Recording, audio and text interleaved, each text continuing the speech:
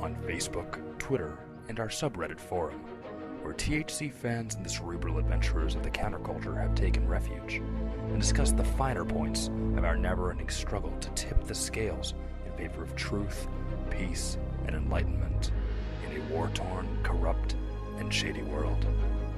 Let the games begin.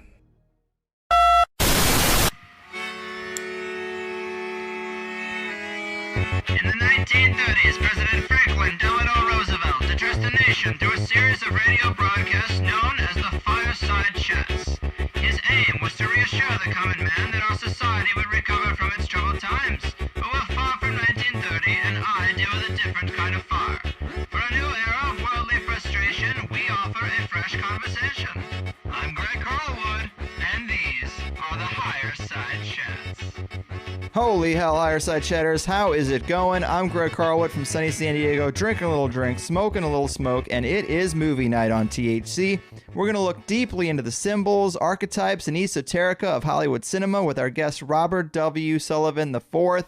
He was here last year doing a show with me and my good buddy Kyle about the Royal Arch of Enoch. But now his wealth of Freemasonic and esoteric knowledge is being applied to those 35mm movies we all know and love so much. Except Black Swan. I'm not a big ballerina guy. But we talk about so many great aspects of movies that I do love, and I'm sure you will too. Many that I had no idea were so deep. So let's pull the trigger and blast off into the world of occult, Freemasonic, esoterica, and multi-layered symbolism of cinema with Robert Sullivan on the other side of another round of the Glasgow Kiwis THC-inspired ditty that is right up my musical alley. So make some popcorn, take that medicine, buy a ticket, take the ride, and strap in, guys. It's showtime. Here's a chance to run down the rabbit hole. He's asking who is really running the show. Pull back the curtain and take a peek. Puppet masters play hide and seek. Not a sunny walk to there and back. Greg likes it weird on the higher side chats.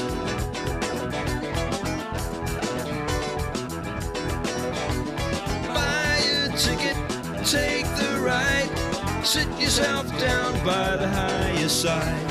Buy a ticket, take the ride. Sit yourself down by the higher side. Buy a ticket, take the ride. Sit yourself down by the higher side. All right, people, we've been seeing for some time the secret symbolism and occult references embedded within pop culture, the music industry, and the Hollywood machine. And today we're going to dive even deeper into these things hidden beneath the surface in some of the most popular films and franchises of our time. And what better guest to point out the subtle nods to secret societies and the ancient archetypes and rituals referenced within these movies than a 32nd degree Mason himself. Back in the THC saddle for another wild ride is returning guest Robert W. Sullivan IV.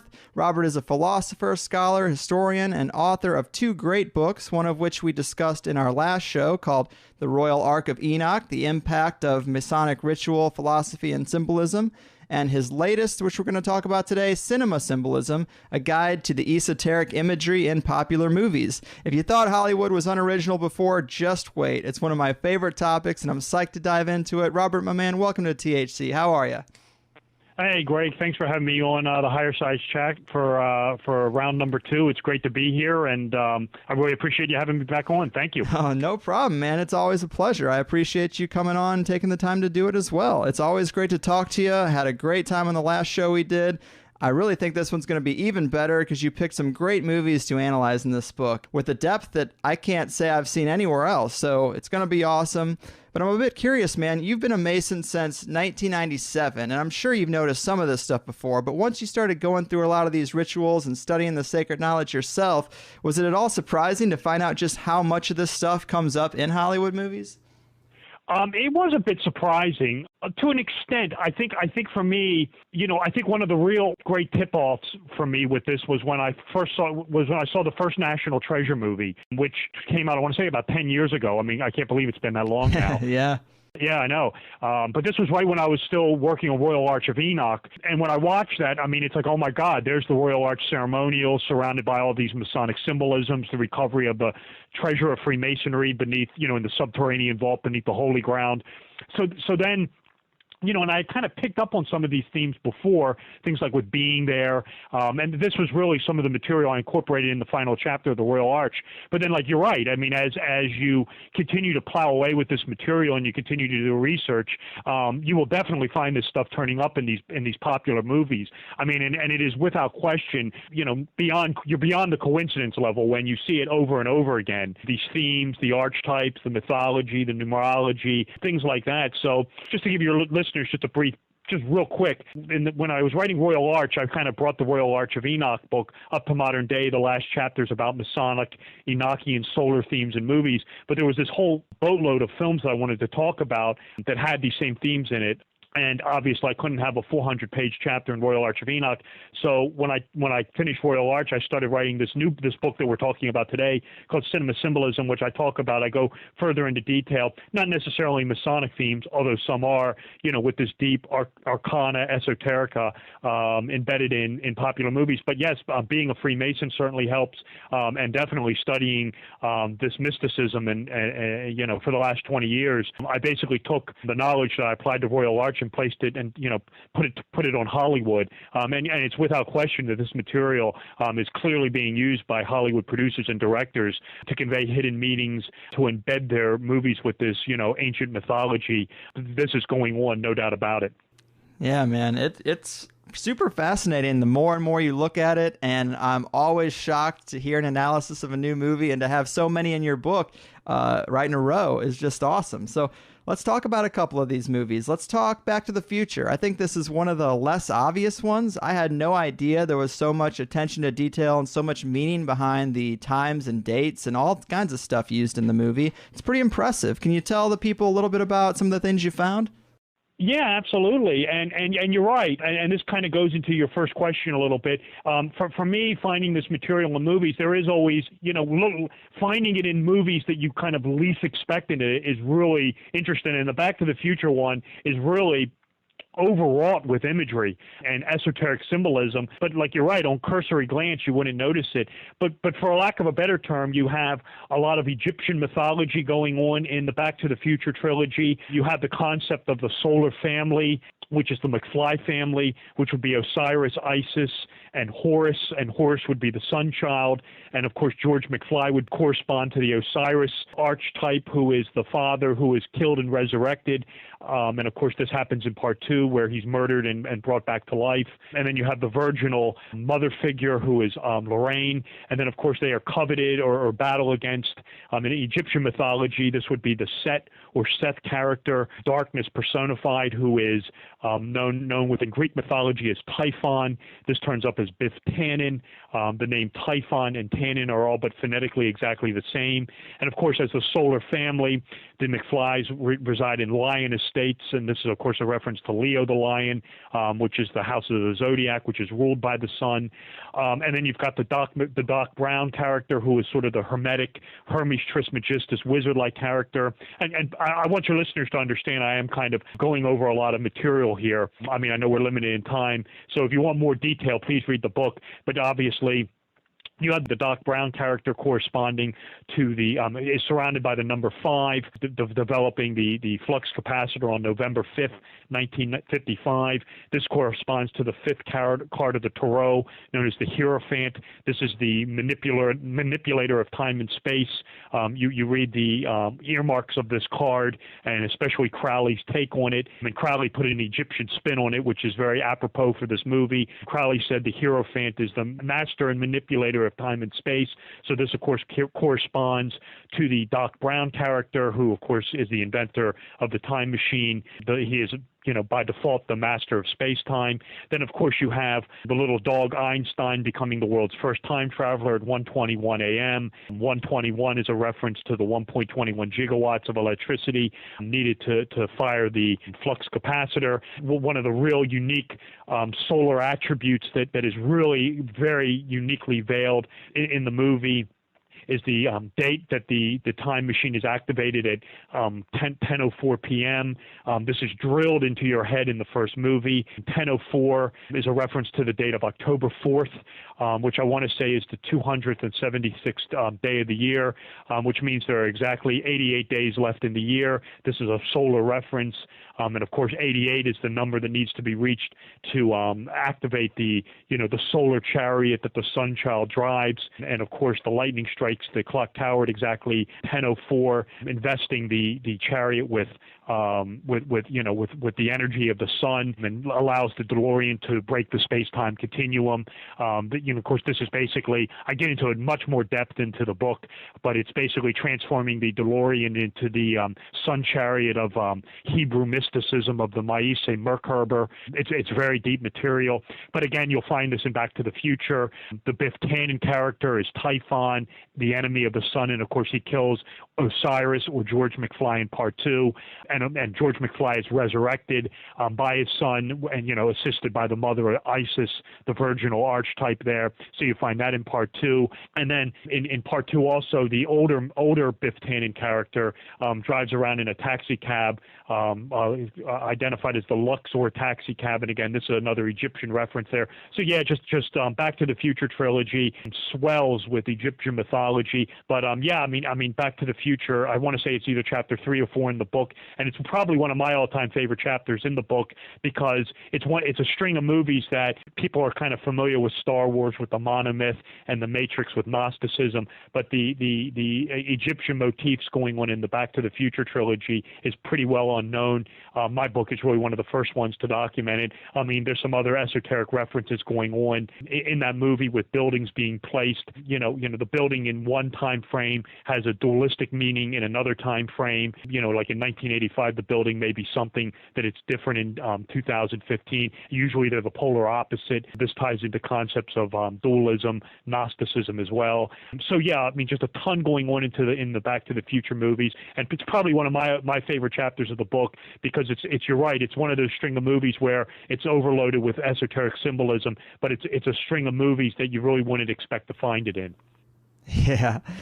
Wow, you just hit us with so much. And one part that was kind of interesting is when you're talking about Biff becoming Typhon in the second film, he gets the sports almanac and he gets all the insider information for the next so many years.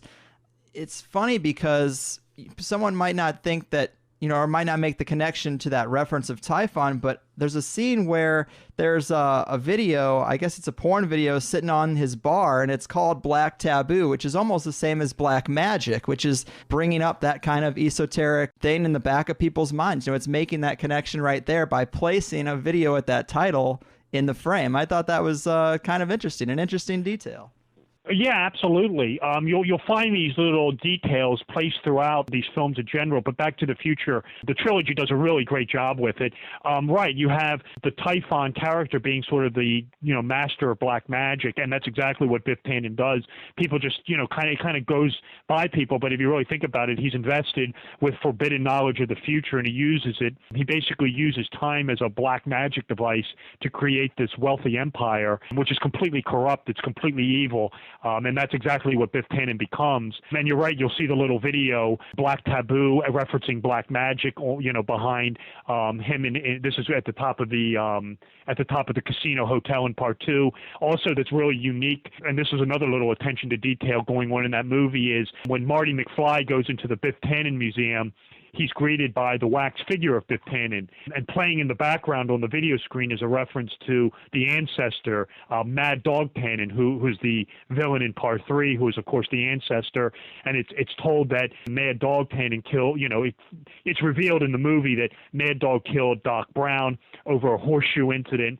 And if you pay attention to that scene, the wax figure of Biff Tannen is actually holding up a horseshoe, sort of metaphorically anticipating the events of Part 3. So you're correct, Greg. You'll find these very hidden nuances and symbolism going on, and it'll just be passed over very briefly, but they are very adroitly placed, and they are definitely intentionally placed there. There's no question about it. Yeah. One other example that I wanted to touch on that I thought was pretty interesting in the Back to the Future movies is In part 2, George McFly's tombstone has a date selected for a very specific reason. It's actually a reference to the Fool Tarot card, right?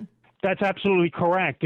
What I talk about in the book, one of the overarching themes, no pun intended, with cinema symbolism was talking about the Jungian archetypes, coming off of tarot cards. This ties into the idea of the collective unconscious. You're correct, the George McFly character, father, corresponds almost perfectly to the emblems of the Fool Tarot card. And you'll find if you watch, sort of the loner recluse who's very imaginative and sort of, eccentric, and this is sort of the George McFly, but all he wants to do is he produces the great work, the science fiction work, which turns him into a famous author, but he's sort of a basket case, in high school, kind of the loner type. And this, of course, corresponds exactly to the Fool archetype within the tarot cards. But yeah, if you watch part 2, that's right, it's George McFly's birthday is April 1st, which is April Fool's, of course. And this is the Fool card, April Fool's, of course, and a reference to the Fool card from the major arcana of the tarot. And I talk about this in the book, certain characters who are living and breathing tarot cards. George McFly is one of them. He is the Fool card straight out of the major arcana. And you'll find this in cinema, the living and breathing tarot card. And you're correct, Greg. George McFly is definitely one of them. Yeah, it's so fun to analyze those archetypes and realize just how many times they're reused and just so recognizable. Another movie to move on that you analyzed that I loved the breakdown of was The Wizard of Oz, because I had heard before that it was deep symbolism for money and the financial system, but I'd never heard the real details and with the political context of its time, which you also add in. Can you break that one down for us a little bit? It's probably one of the more interesting ones to me.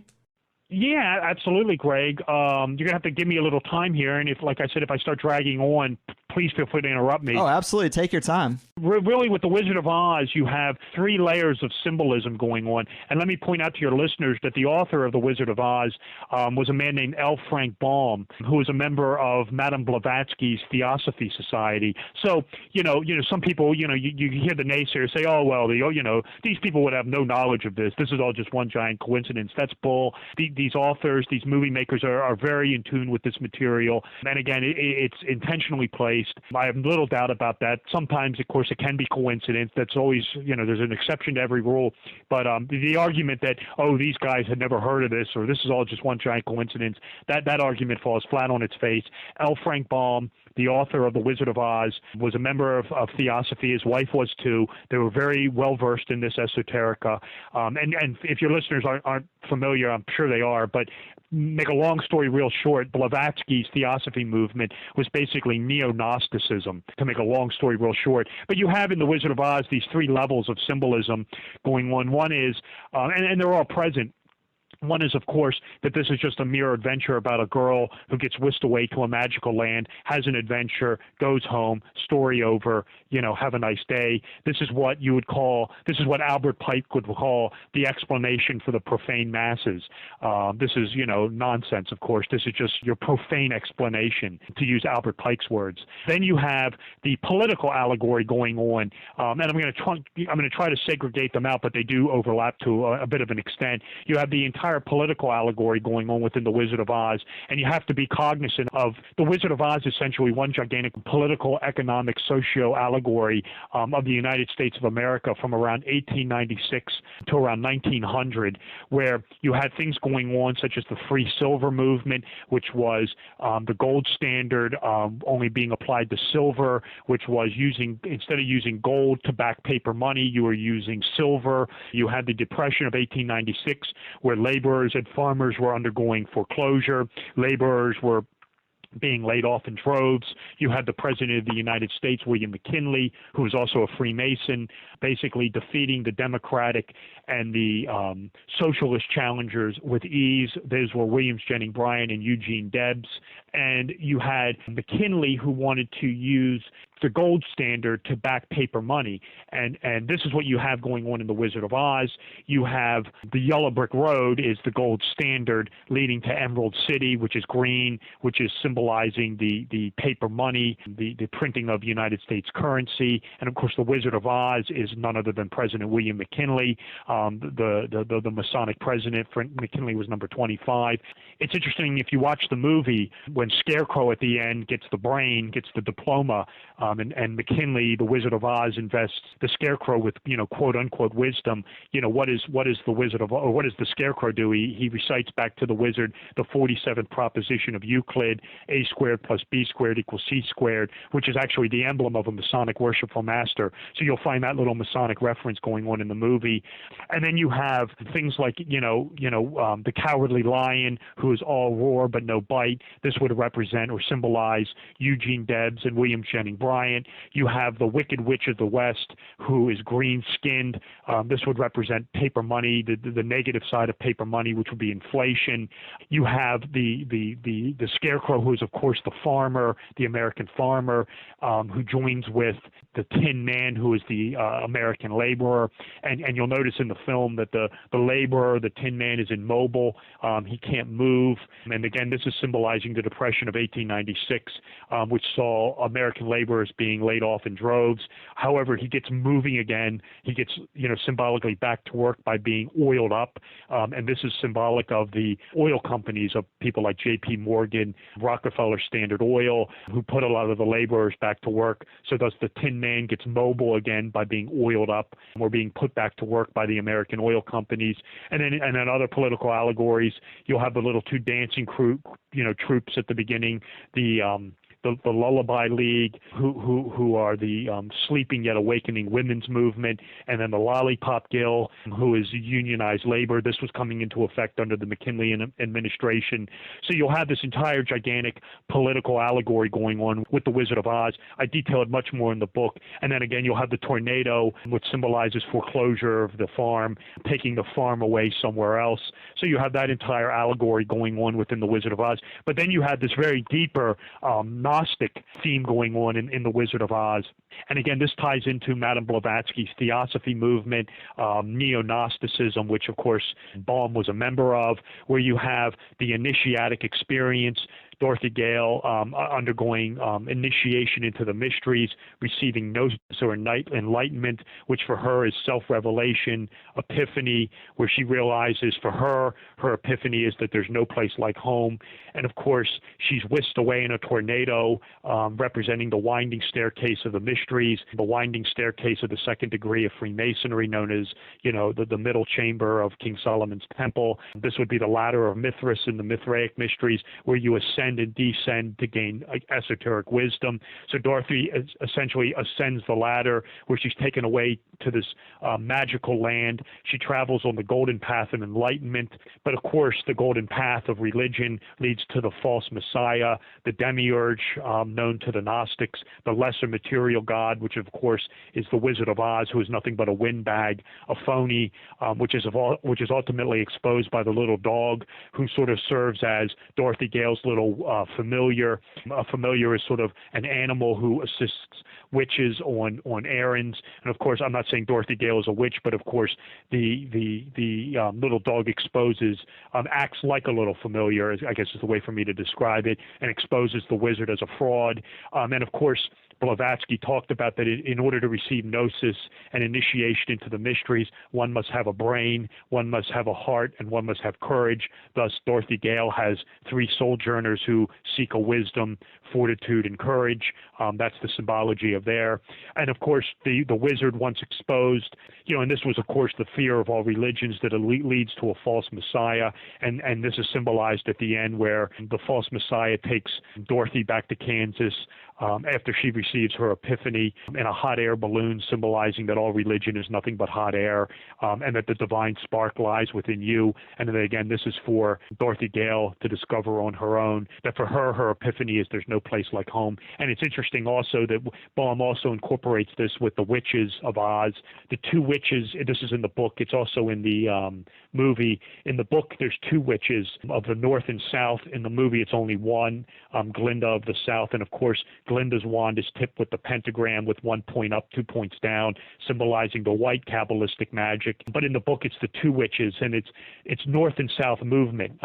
This is how one receives Ascensio, by moving north and south up the ladder of initiation, the ladder of Mithras, the winding staircase of Freemasonry. The two women who use the black magic are of the east and west in Oz, and this symbolizes stagnation. One does not move up and down or receive gnosis by moving left and right or west and east. One receives gnosis by moving upwards up the ladder of enlightenment. So thus the two black magicians of Oz are of the east and west, while the two white magicians are of the north and south, symbolizing sublime gnosis.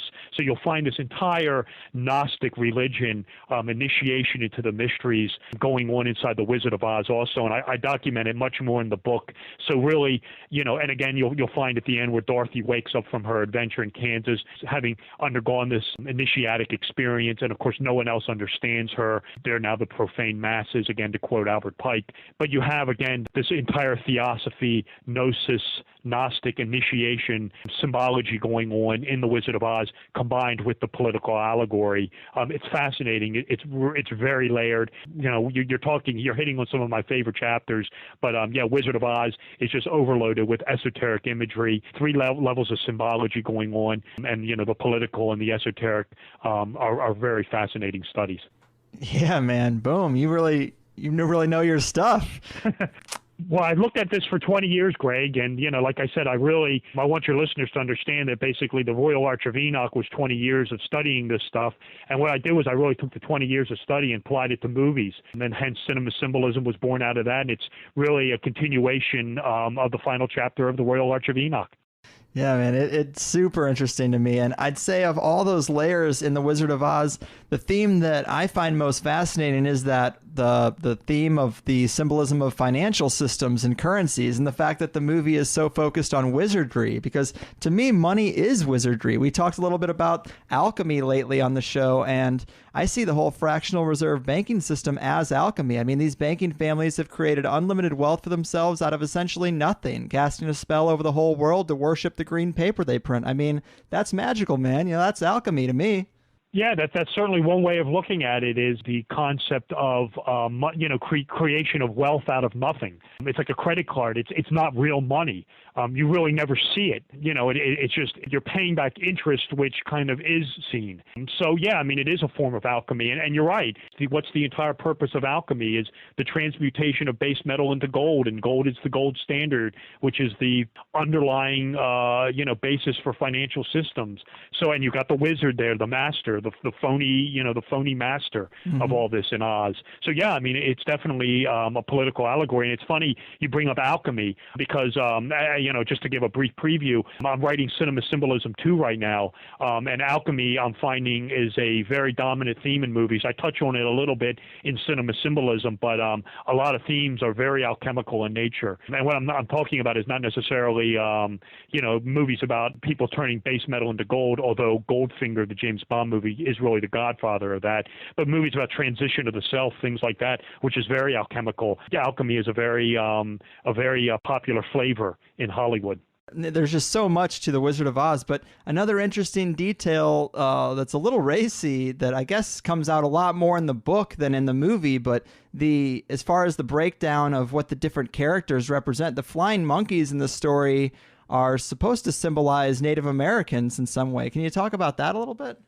Yeah, that's right. If you read the book, it's more known in the book than it is in the movie, who are sort of the subservients to the Wicked Witch. And this could, you could also ultimately tie in that the American Indians are subservient, the Wicked Witch being the negative representation of money, that the monkeys are sort of subservient to the United States of America is one way of looking at it. But if you read the book, it becomes clear that the flying monkeys are symbolic of Native Americans. They talk about how the flying monkeys once ruled the land of Oz, carefree, did whatever they wanted, but then they were ultimately taken away and other people moved in and then basically became sort of indentured servants to a higher master, which of course is basically what Native Americans were. They, once ruled the land and now are basically placed on reservations and, for lack of a better word, had all their lands taken away. And Baum makes this clear in the book that the flying monkeys are allegorically the Native Americans who had their lands taken away. The monkeys did too. But it's something I touch on cinema symbolism. It's a theme you'll find in The Shining also with by Stanley Kubrick. The whole concept of the Overlook Hotel representing the United States of America being built on Indian burial ground, symbolizing the United States burying the Native American nations. That's a study I'm taking on much more in cinema symbolism too. Man, it's just so interesting how calculated these details are. You think something as random as a name is just like picked out of the ether, but no, that's definitely by design. I mean, even you talked a little bit about the political allegory and the presidential representation, but also Dorothy. It's the name Dorothy, Dorothy, is Theodore backwards, which is a reference to Theodore Roosevelt, right? Well, that's right. You have at the end of the movie, basically McKinley and Theodore Roosevelt, the common man, Dorothy as sort of the representation of the common person, the common American. I mean, of course, this was exactly what, again, this ties into the political allegory. This was exactly what Theodore Roosevelt was trying to embrace, the common man, the progressive movement, things like that, which Theodore Roosevelt was all about. So you have Dorothy Gale as a representation of Theodore Roosevelt as well. And you're right, Dorothy is a palindrome. Dorothy backwards is Theodore, symbolizing Theodore Roosevelt. And even the name Toto, the little dog, is a reference to teetotaling, not drinking, which is an esoteric reference to Williams Jennings Bryan, the Democratic challenger to Roosevelt and McKinley, who lost both times in 1896 and 1901, and again personified in the Cowardly Lion. So names backwards, forwards can also be involved with this. The attention to detail is astonishing. And that's one of the tip-offs that this stuff is very intentionally done. If you were to see it once or twice, you could kind of chalk this up as, to maybe it's a coincidence. But when you see this stuff over and over again, you're beyond the coincidence phase. You also mentioned something that I had totally forgotten about, and that is the urban legend that if you play Pink Floyd's Dark Side of the Moon with Wizard of Oz on mute, the movie and the album sync up pretty well. And I actually have done this. I did it when I was like 16 or 17. I went to Best Buy and bought both of them. And I would say that it isn't perfect, but it's got enough moments to really make one wonder if this is just like an expression of the muse within two separate but both masterful pieces of art, or coincidence, or something more. And it is intriguing, though, if you're into that kind of thing. I'm sure now you can find it on YouTube where someone's already synced it up, but it's worth a look. Yeah, absolutely, Greg. I have met people, I'm 50-50 on it. For starters, I've never tried the experiment. I talk about it in the book, but I've met people who swear on everything holy that it works. Alternatively, I've met people who have said, it doesn't work, I've tried it. It's supposed to work, and of course, this is no state secret, that if you've done it correctly, that the song Money will cue up immediately when Dorothy opens the door and Oz is there in color. Yep. It's the transition to black and white to color, and that it's supposed to sync perfectly with Money, but like I said, I've never tried it, and I've talked to people who swear it works perfectly, and other people who say, it doesn't work at all. But it's the Pink Floyd album we're talking about, obviously, and people can try it if they want to. It's Dark Side of the Moon. It's supposed to sync. The lyrics and the songs are supposed to sync to the Wizard of Oz. Like I said, this author's never tried it, but I'll leave it to the person to give it a whirl and make up their own mind on it. Yeah, it is fun, and you're right, that one moment, the Money moment, is probably the biggest. There's also a moment where in one of the songs it starts with a lot of bells, and that's the part where she's racing on the bicycle, and so that kind of makes sense. But of course there are lulls in the middle where you're like, I don't know, I'm waiting for that next moment, and then something hits you and you're like, it kind of works. So it is fun, and it is just weird how things in this world work out like that. But to switch gears a little bit to another series, we ended our last show talking a bit about the symbolism of James Bond and why the 007 number was chosen. But tell us about that again. It's been so long. Plus, you have a ton of new information to add to the James Bond pile too, don't you? Oh, absolutely. Yeah, the James Bond material is really interesting. I could talk about this for 5 hours, so I'm going to do my best to condense some of this. But you have the books written by Ian Fleming, who worked in intelligence during World War II, for the British government during World War II. And Fleming was very influenced by the mystical and the occult. A lot of people aren't aware of this. This is coming out more and more, that during World War II and even during World War I, the great beast himself, 666, Aleister Crowley was a double agent for British intelligence. Believe it or not, Aleister Crowley, handler in British intelligence during World War II, was none other than Ian Fleming. So Fleming had this great occult influence upon him. And other people who moved in this circle was Dennis Wheatley, who wrote The Devil Rides Out. That features an Aleister Crowley character named Okada, who summons the goat of Mendes and Baphomet in The Devil Rides Out. That was a movie made by Hammer Studios in the late 1960s. And also moving in the circle was Roald Dahl, author of Charlie and the Chocolate Factory. Dahl actually incorporates some Hermetic themes in Charlie and the Chocolate Factory. And Dahl actually wrote the screenplay for Chitty Chitty Bang Bang, which was also written by Ian Fleming, who's obviously more well known for the James Bond work. But yeah, I mean, the whole thing with 007 is an esoteric reference to this Elizabethan magus named Dr. John Dee, who served as Queen Elizabeth's court astrologer, soothsayer. He prophesized her coronation date and said basically, Queen Elizabeth I, you get coronated on this date, you'll have this great golden reign. She listened to him, and she did, and it happened. And then, of course, Dee is known for creating, along with this guy named Edward Kelly, this system of conjuration known as Enochian magic, where one communicates with angels and demons. But Dee was involved with the spy ring under the aegis of Sir Francis Walsingham to basically protect Queen Elizabeth from extreme Roman Catholics in England, the Jesuits, and other people who worked in this spy ring would have been Dee, Kelly, Francis Drake, Walter Raleigh, Giordano Bruno, the Dominican friar. They sort of formed this quasi-Rosicrucian-style spy ring to prevent any sort of assassination attempts on Queen Elizabeth. It was sort of a security spy ring around her. And when Dee would correspond with her, he would sign the correspondence 007 or 007. And if you look at the sigil, it's eyeglasses.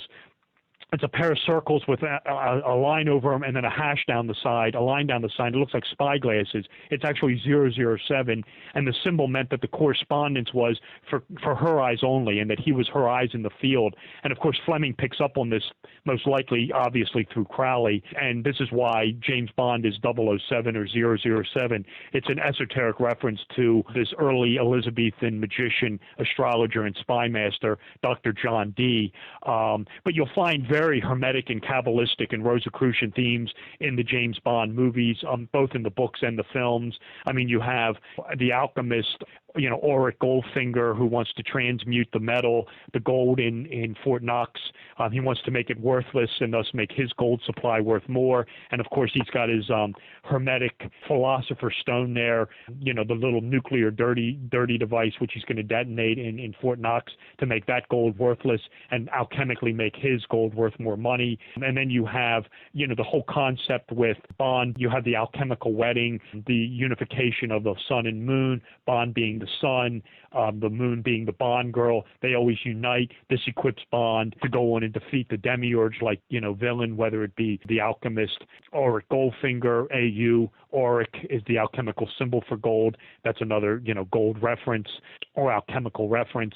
Then you have the dragon, Hugo Drax, the voodoo master, Mr. Big, the illuminist, Ernst Stavro Blofeld, who wants to take over the world. You have Bond, who gets the hermetic aid from the Hermes Trismegistus, like Wizard Q, who gets the, magical wisdom or the esoteric wisdom in the form of a gadget. And, of course, the sun, being Bond, is set on the solar journey by M, and M is a solar reference. M is the 13th letter of the alphabet.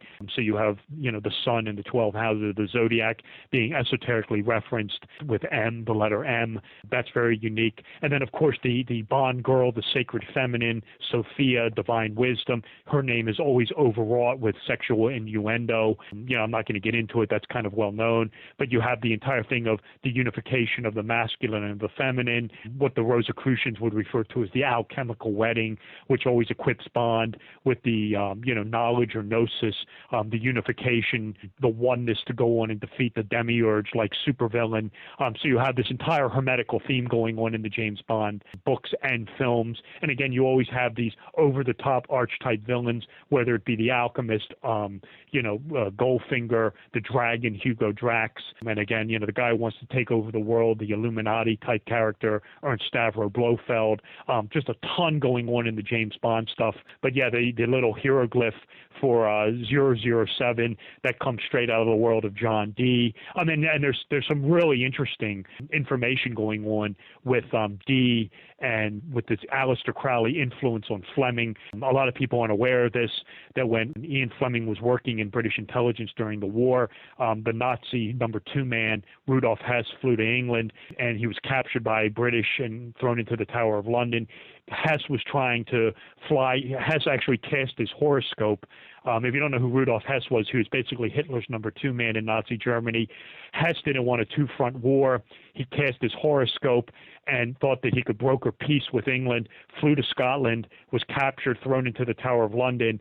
And of course, it's no state secret that Hess was into the occult, astrology. A lot of the Nazi hierarchy was as well.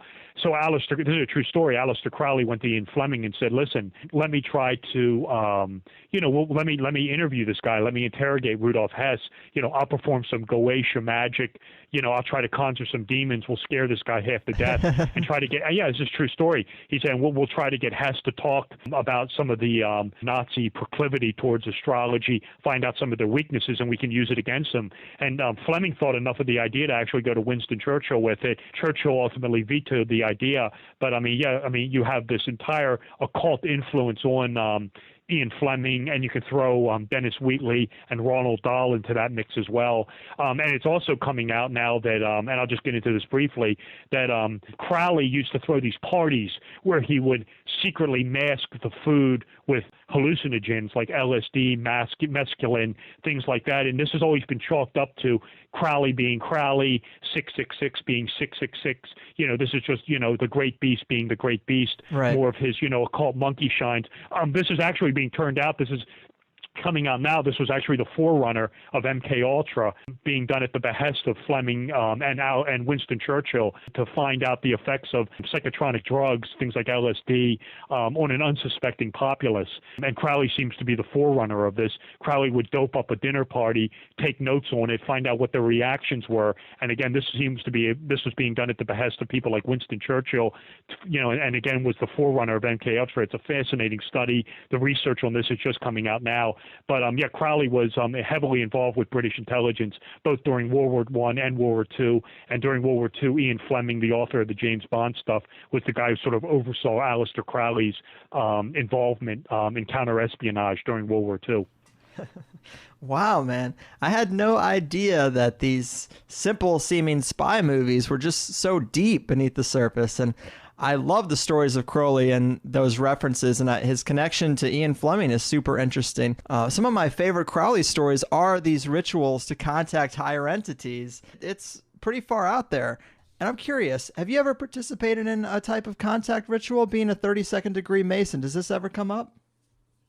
No, I've been asked this before. Have I ever done any sort of evocation or anything like that? No, I never have. I've never participated in it, but I am sort of the belief that I do believe there is something to this material. I do not believe that these rituals and these Enochian, evocations and Goetia-style rituals should be taken lightly. I do believe there is something to it, so I have always urged people not to participate in this unless they really know what they're doing or they really know what they're getting into.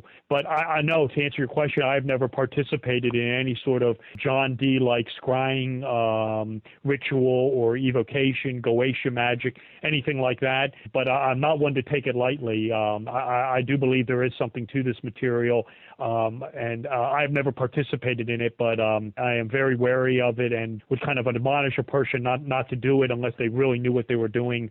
But no, Greg, I've never participated in anything like that. I'm very curious, and I'm kind of like you. I feel like I should be pretty prepared if I was going to do something, because I just like to get that personal validation that there is something intelligent out there in a non-physical form that can communicate with you. But you got to be careful, because a lot of times the people who have made this contact talk about these entities' desire to deceive, and it gets pretty hairy. But I mean, I'd like to know there was something there, so someday maybe I'll put in the effort to get it all right and get all my ducks in a row and try to contact something. Yeah, I've heard horror stories on this, and coming from people who, are not just people who are just making up stuff. I've heard stories of people who have tried to combine yoga with Royal Arch Masonry and wound up, invoking a demon. I've heard people who have tried, who get drunk on a Friday night, screw around with this material, and then the next thing you know, you've got some sort of Enochian demon hanging around. Oh. Yeah, not good, basically. And it's the sort of thing where I've never participated in anything like this. I don't think I really want to, but I generally admonish people not to try this stuff, not to take it lightly. If you are going to do it, my advice is make sure you damn well know what the hell it is you're doing, because this stuff can turn very dangerous very quickly, I am told. Wow, yeah, that's interesting that you've talked to some people that have had those negative experiences. Do you think there's anything positive to be gained from trying this kind of stuff? Because generally the attitude is almost always be careful, something bad can happen. Do you think anything good can happen?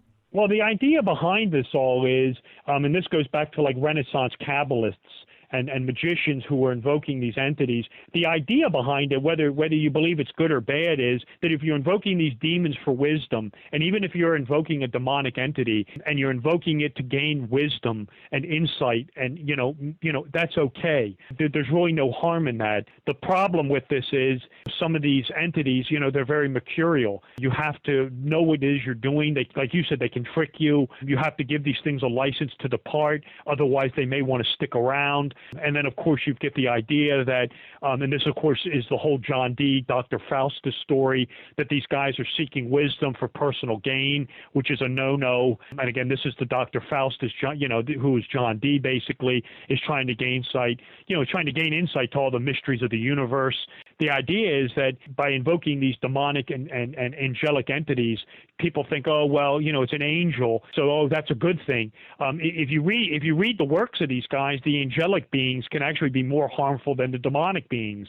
Damn. Yeah, if you're going to invoke an angel, and especially, one of the archangels, these things are more deadly than the demons. The demons don't really mind talking to you because they kind of like the interaction. But, I mean, if you're invoking one of these godlike archangels, these basically things have better things to do with their time and kind of frown upon humanity. These things don't like humanity. This is a God's creation that these things can become very jealous of. So the demonic entity can actually be more beneficial than the archangel, who can be very vicious.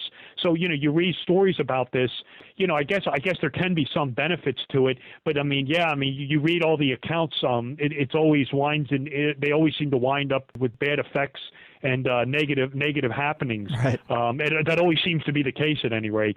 So yeah, I kind of always admonish people not to do it. Man, it's so interesting to me. I'm very, very curious. Getting back to the symbolism a little bit, what do you think the main reasons are for putting this in movies? Are these filmmakers just trying to pay tribute to the lodge, or are they trying to appeal to something in our subconscious, like a type of visual nicotine, maybe a little bit of both? Yeah, absolutely. I think that's right. I think it's a little bit of both. I think there is, for some of these directors, a bit of a chess game going on. I think they like to challenge you to see if you pick up on this arcana. I think embedding this, esoteric in mythology, it transforms the piece of celluloid, the movie, into this great mythological masterpiece. I do believe that. This is never more true with movies like Star Wars or The Matrix, things like that. You definitely delve into the idea of the collective unconscious of Carl Gustav Jung, where this material, this mythology, sorcery, magic, astrology, religion, is part of our collective unconscious. We're not aware of it. By these filmmakers sort of tapping into this unknown spring well of mythology, they're kind of hooking us with this material. That's certainly one way of looking at it. And I've been asked this before. Well, why would they do this? It's the best way for me to describe it. It's like an architect incorporating sacred geometry into a building. It's turning the building into a memory temple to stand the test of time. When you incorporate these astrological alignments into the building, you're symbolically drawing down divinity. It's the same sort of thing when you're incorporating this esoterica and this arcana into these movies. You're turning them into a piece of mythology almost. I mean, who the hell doesn't know, can't quote lines from things like Star Wars? I mean, if that isn't modern day mythology, I don't know what is. So you have going on, I mean, by my goodness gracious, I mean, Hollywood is literally printing money off this material.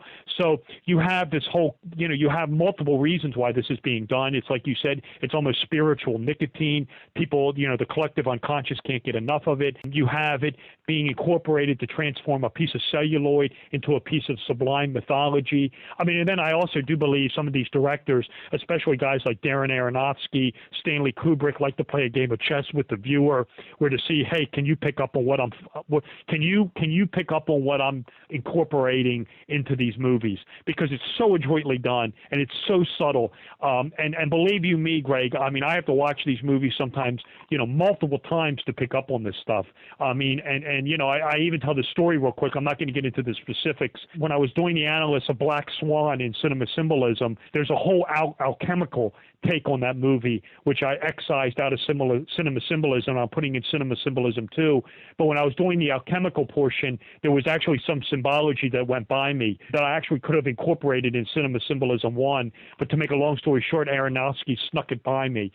So yeah, I mean, these filmmakers are very adroit, are very expert when it comes to incorporating this material. They know what they're doing. It's not by coincidence, and it's really turning a film into a mythological masterpiece, for lack of a better word. Yeah, man, I think that makes a lot of sense. And I used to be inclined to think that there were negative reasons behind most of this. But, one of my recent guests, Jay Weidner, broke down the work of James Cameron and Christopher Nolan in a way that makes me think some of these directors are trying to spark a subtle reintroduction to Gnosticism and some of this enlightening information to the masses. Maybe they're trying to do this for positive reasons, not just to increase the legacy of the film and the success of the film, but maybe to enlighten the masses in a way that they don't get regularly. Do you think some of that's happening also? Oh, sure. I mean, you have movies that are very Gnostic, not only eye-opening, but have awakening effects on people. Like the Matrix trilogy is one. I mean, the whole movie is about consciousness and becoming aware of a false surrounding and false circumstances. No question about it. It's the one thing. You look at it like this. You sit in a movie theater. It's a church. It's a church-like atmosphere where you receive light or enlightenment from undergoing this mystical journey on the big screen. You're presented with archetypes. This could be described as a religious experience to an extent, where you're in this church-like atmosphere receiving light. So yes, you can have movies that not only have Gnostic themes in them, but are in themselves trying to awaken you, trying to spark a divine spark in you. The Wizard of Oz is one. You watch movies like The Truman Show with Jim Carrey about awakening and becoming conscious and having epiphany. So yes, I mean, it's twofold. You have the subtle Gnostic themes going on, which are very embedded in the movies, but you can have the entire movie experience as an enlightening, sort of pseudo-religious experience. I definitely would not disagree with that. You go to church and you hear about Jesus. Well, in movies, you've got Jesus Christ. You've got the Christ archetype, the Savior, the Savior of mankind, Neo, who wants to wake mankind up from the evil machines. James Cole, JC, who wants to come back in time and save mankind from a deadly virus.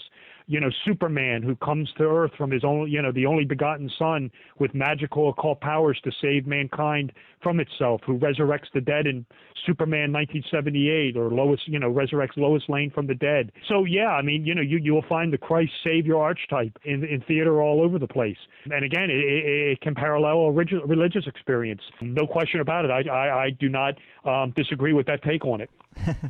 Well, I got an excuse now. Next time someone criticizes me for being lazy and distracted with TV and movies, I can just be like, "Hey, man, this is my enlightenment ritual. Okay, we've gone over this. It's clear as day." Yeah, absolutely. I mean, you think about think about a movie theater. I mean, you have aisles. I mean, it's laid out like a church, and you go to church or a synagogue and you hear about these biblical figures. Well, these figures can be astrological in nature, and again, this ties into the collective unconscious. And 12 Monkeys, James Cole, 12 Monkeys, 12 Houses of the Zodiac, James Cole, JC, Jesus Christ. The cinema is the religious experience. You may not be aware of it, but these filmmakers are. I assure you of that. And You also talk a lot about horror movies in the book, and that makes a lot of sense because often the catalyst for the evil coming through is some type of ritual or some type of occult witchcraft or something similar to that. And we recently had a guest who claimed to commune with Baphomet himself, and it was very interesting. But I did want to ask you, knowing as much as you do about secret societies, have you seen a long history of contact with this specific entity coming up through the years? No, I don't know. I wouldn't say anything like that. I know that the goat of Mendes or the Baphomet drawing sometimes gets Freemasons into trouble. The goat of Mendes drawing was drawn by a French transcendentalist named Eliphas Levi, and it's really more of a Gnostic icon than it is a dark emblem. It deals with a lot of themes relating to dualism, things like that. I do talk about the goat of Mendes in the Cinema Symbolism book in relation to witchcraft and werewolves in specific, because there's a tie-in with witchcraft and werewolves. But it gets Freemasonry into trouble because Levi was Freemason as well, but the works of Eliphas Levi, for lack of a better word, provide the raw material that Albert Pike used to draft Morals and Dogma of the Scottish Rite. So there's a nexus between Pike and Levi, and of course Levi draws the goat of Mendes, and it's Levi's works that Albert Pike actually plagiarizes in some points that actually become Morals and Dogma of the Scottish Rite. So it can get Freemasonry into trouble a little bit, but I always do point out to people that the Pike book, Morals and Dogma, is really a book more about comparative religion than it is about Freemasonry. But the goat of Mendes is an interesting drawing. It's very dualistic. It deals with a lot of themes of light and dark, good and evil. There's numerous ways to interpret it. Some people just see it as a demonic entity. I really don't see it that way, but I know it can freak people out, especially the people who see it for the first time. But no, I know of no one or Freemason who has actually made contact with Baphomet at all in my lifetime, at any rate. Right on. I mean, it makes sense. I was curious, and I didn't want to have an expert on without asking. Sure. I'm very interested in that contact thread lately. It's so outside of the normal scope of things that it's just weird. But man, I do love this stuff. And, you have a background that gives a new layer of context that I really do appreciate. I know I'm going to be getting a little bit of flack for being so friendly with this 32nd degree Mason. It happened a little bit last time. It happened when I had Lone Milo Duquette of the OTO on, but that's on me. And I really thought this was a fun show. When you're getting into large numbers in an audience, you're going to have little sections that are ultra paranoid about certain different things, and it happens. Oh, sure. Yeah, sure, absolutely. I mean, I don't hide that fact from anyone. I'm a Blue Lodge Freemason since 1997, amicable St. John's Lodge number 25 here in Baltimore. I became a 32nd of the Scottish Rite, Valley of Baltimore, Orient, and Maryland in 1999. I'm very proud of my Masonic membership, and I do not believe that the Royal Arch of Enoch or Cinema Symbolism would exist without me being a Freemason. So I have no problem with it, but if someone doesn't like it, it's the old line, Greg, I can't make everybody happy, so I wouldn't even try to. I hear you, man. I struggle with that all the time. So I really do appreciate your work, man, and I appreciate you coming on. It's always a pleasure. Is there anything else you'd like to leave the people with before we call it in? Why don't I just give out my website and how to buy my books, and we'll wrap up with that. Absolutely. Well, for starters, let me say thank you, Greg, for having me back on the Higherside Chats. I thought it was a tremendous show. I really appreciate it, and maybe when Cinema Symbolism 2 comes out or something like that, we'll do a third time. I think I'd really like that, and maybe you'll have me on. I hope so. Yeah. Yeah, I really appreciate you having me on. I thought it was a great show. If you're interested in my books, if you like the show, please check out me and my books. The easiest way to get them is through my website, which is www.robertwsullivaniv.com.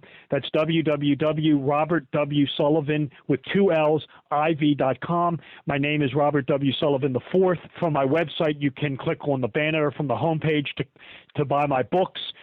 Signed copies of both books are available solely through my publisher. So if you want the signed paperbacks, I've been getting some emails. Where do I get the signed copy? Where do I get the signed copy? They are sold through my publisher. Go to my website, click the banner, and you can buy the signed copies. Alternatively, Cinema Symbolism and Royal Arch of Enoch are both in the ebook formats. They're on Amazon. They're on my publisher's webpage. They're on Barnes & Noble Nook. They're in the Apple iBookstore. If you like, if you're into the ebook and you want you're an e-reader, the ebooks are substantially cheaper than the paperback. So, it's on the Amazon Kindle. It's on Nook. Just go to, again, www.robertwsullivaniv.com. There's links there to my Twitter feed, my YouTube channel. You can go listen to other podcasts I've done, Facebook fan pages, information about me, information, how to buy my books. Everything there is on my webpage, again, www.robertwsullivaniv.com. Check it out, buy the books, become a fan, follow me on Twitter, and just go watch some YouTube videos. And again, thank you, Greg, for having me on the Higherside Chats. I really appreciate it, and I thought it was a tremendous show, and I look forward to returning. Yeah, man, I thought it was a great one, too. So thanks again, Rob. Loved the first book. Looking forward to part 2. We'll definitely do another show then. But until that time comes, take care of yourself out there. All right, man? All right. Thanks, Greg. All right. Have a good one. Whoop, there it is. I know I'm going to be looking at some of my favorite movies and movie characters a little differently now. In fact, I just started watching Blacklist, which is probably my new favorite show. But I was thinking about it, and the main character, played by James Spader, is one of these Hermes archetypes, an anti-hero of sorts, but he's got all the answers, shares a few, is very cryptic, charismatic, and Robert is right. These characters are always my favorite, whether they come in the package of a wise old wizard, a sadistic chocolatier, or one of the FBI's most wanted. Damn it, Hermes, you get me every time. I think the detailed talk of the Hermes Thoth archetypes come out more in the Plus show, but I'm pretty sure it's scattered throughout the whole thing. But in case you were wondering what is on the other side of Hour 2, we talked about not only the significance of Neo's passport in the Matrix, but also his birthday and how the Archons relate to the agents in the Matrix, literally taking control of the host between movies 2 and 3 like a good little parasite should. And also the numerical love triangle between The Matrix, George Orwell's 1984, and the Terminator movie. We also talk about the Rosicrucian connection to Alice in Wonderland, the similarities between the rituals of Fight Club and Freemasonry, serial killers personified in movies, the Dark Knight's representation of tarot cards, the living tarot archetypes of Black Swan, the virgin birth of Anakin Skywalker, the connection between Qui-Gon Jinn and the spiritual entities known as the Jinn. I think it's a good one. Worthy of the $1 per show that is requested in my digital tip jar of sorts. Oh, and we also talked about the symbolism of Beatles album covers and that they seem to hint at the rumors and conspiracy that Paul McCartney died very early on and they replaced him with a lookalike double just to keep the gravy train running, and I don't doubt they would do something like that, and the symbolism around it seems kind of obvious. And then I thought back to when Michael Jackson outbid Paul McCartney for the rights to the Beatles songs, and at the time I thought, wow, what a shitty thing to do. What an asshole to take someone else's work. But maybe Michael Jackson knew something we didn't. Maybe they aren't even the doppelganger of Paul McCartney's songs to have, so why should he get them? I don't know. I thought it was worth a mention. I wonder if that's why Paul McCartney was knighted, for being a good little puppet and keeping the secrets intact all these years. When was he knighted? Let me see. He was knighted in 1997. Interesting. Way after the dust settled on the whole Beatles thing. And it looks like George Harrison actually turned down knighthood in 2000 and then was dead 1 year later. Wow.